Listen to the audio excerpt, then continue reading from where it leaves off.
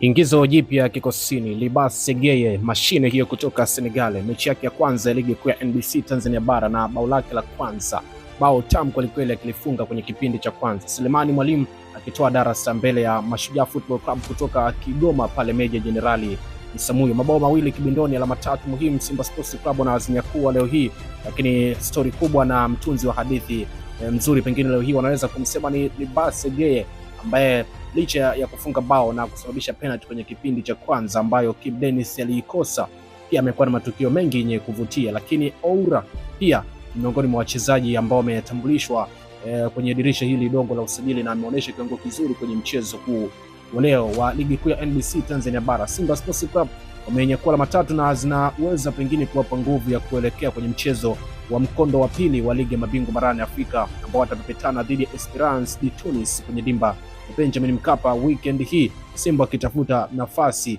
ya kushinda alama tatu muhimu ili kuweza kujitengenezea mazingira mazuri ya kutinga robo finali ya mashindano haya ya ligi ya mabingwa barani Afrika msimu 2025 2026. Kindumbwe ni kizito sana kwa namna ambavyo leo umetazama klabu yako ya Simba, ama wewe ni mdau wa soka pengine si shabiki wa Simba, umetazama kiufundi zaidi pengine Simba wameimarika kiasi gani kutoka mchezo uliopita na kuja kushinda mabao 2-0 leo hii kwenye uwanja wa nyumbani. Unaona Simba kaenda kufanya makubwa zaidi kwenye ligi ya mabingwa barani Afrika, ukirejelea na kiwango cha leo ambacho amekionyesha kwa dakika zote 90 za mchezo.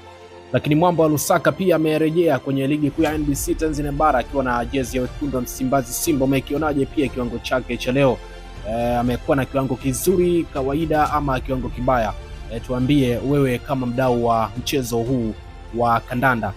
Kwa dakika zote ambazo umetazama mchezo, ni mchezaji yupi ambaye amekukosha zaidi kwa dakika zote 90? Mchezaji ambaye ameingia kwenye dirisha dogo la usajili. Hii ni 255 World. Jina langu ni Imam Shughuli Mali, kiungo mshambuliaji, jezi nambari 17 mgongoni. Tufuatilie Facebook, Instagram, TikTok na YouTube, tunapatikana kama 255 World. Hii ni bahari ya michezo.